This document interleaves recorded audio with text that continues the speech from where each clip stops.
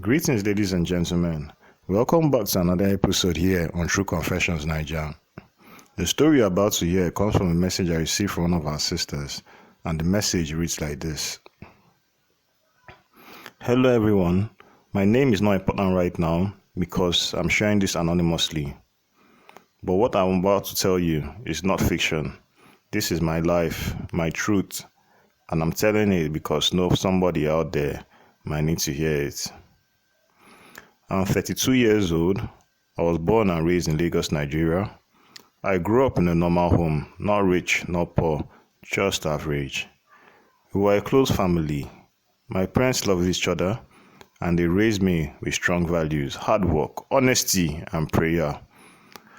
But all of that was tested the moment I met the man who later became my husband. Let's call him Abia, not his real name. When I met Amia about 6 years ago, I thought I had hit the jackpot. Tall, handsome, soft-spoken. His presence would silence a room. He had that kind of calm power that makes people instantly respect him. And the money, he had the money. He took me to the best places, top restaurant, exclusive lounges, boat rides in Lekki. Expensive perfumes, designer handbags, new phones, and not just for me, he took care of my parents too, paid my mom's hospital bill when she fell sick, bought my dad a generator when he's packed up. To be honest, I was in love, but more than that, I was comfortable. I felt like a dream, a fairy tale, until that dream turned into a nightmare. At first, I didn't ask too many questions. He told me he was into international business. He claimed he had partners in Europe and America. I believed him, but wouldn't I? He had the lifestyle to match it. But I should have known something wasn't right. He never really had an office. He was always at home or at some apartments with his boys. And every time I spent the night at his place, the living room would be full of young guys glued to the laptops, always typing, always serious, never smiling. I used to think, wow, these boys are hardworking, until I found out what they were really doing. It was about 6 months ago into our marriage. I was 2 months pregnant. One evening, Amir came home very quiet. No smile, no greeting, just silence. Then he told me, babe, I need to confess something. You deserve to know. I sat down. My heart was racing. That was the day I found out that my husband was a Yahoo boy. Not just any Yahoo boy, one of the big ones, the chairman of over 32 boys. He had trained them, built them, controlled them. He had WhatsApp groups where they planned scams like military operations. Some of them pretended to be old white women. Some acted as pastors, others as foreign investors.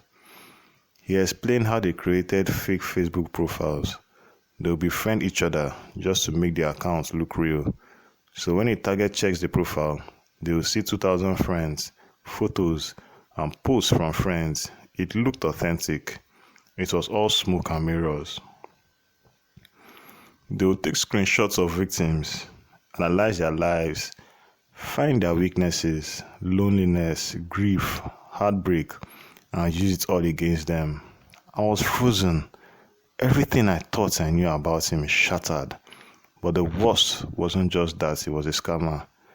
It was what he did to make the scams work. Rituals. Dark, terrifying rituals.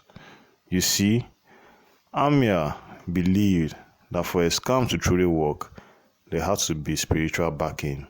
So he worked with a powerful babalawo, a witch doctor. He would collect pictures of his victims from social media.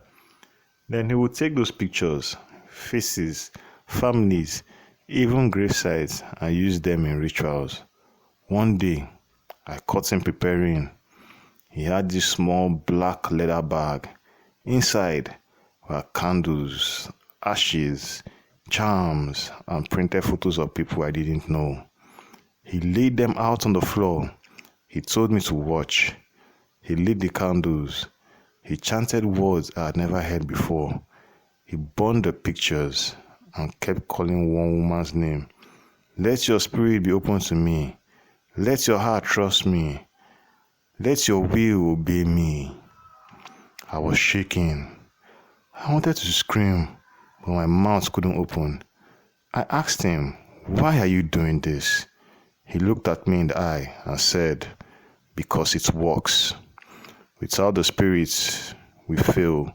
With them, we win." That woman sent him $15,000 a few days later. That was the day I realized I wasn't married to a businessman. I was married to a fraudster and a sorcerer. I tried to leave, but I was already in too deep. I was carrying his child, and part of me was still addicted to the lifestyle, the parties, the travel, the money. So I stayed, even when I hated myself for it. But soon, strange things started happening. Our mirrors cracked on their own.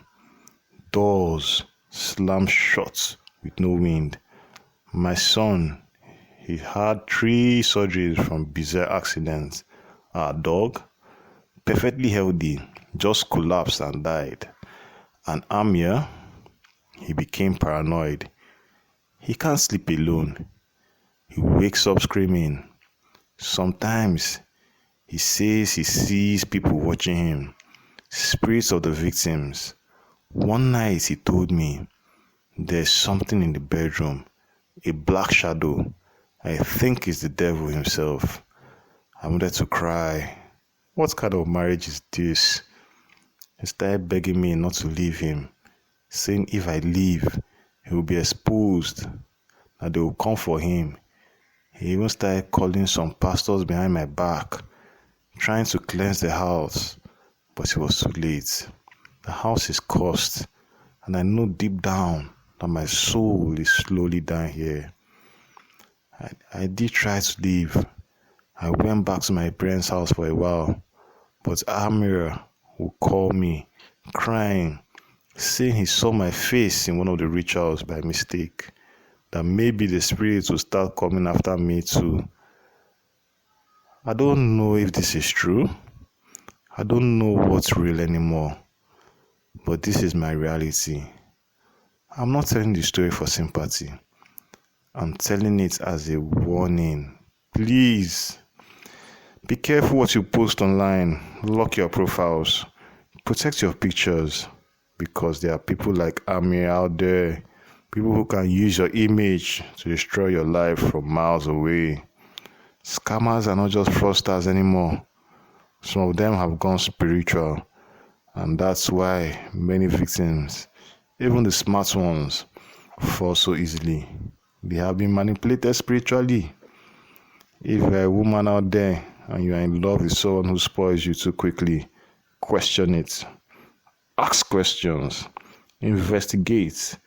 Don't just follow the money. I thought I was living in a dream, but I was living in a prison built with stolen blood money. And now, even in my sleep, I can't hear the cries of people whose lives were destroyed so that I could wear gold. Please pray for me. Pray for my child. And pray for every innocent person being haunted through a laptop screen. I am grateful, Uncle Ori, for this chance to share my story. We'll be looking out there in the comment section to get advice from the viewers. Dear listeners, right there was a message that was sent to me by one of our brothers.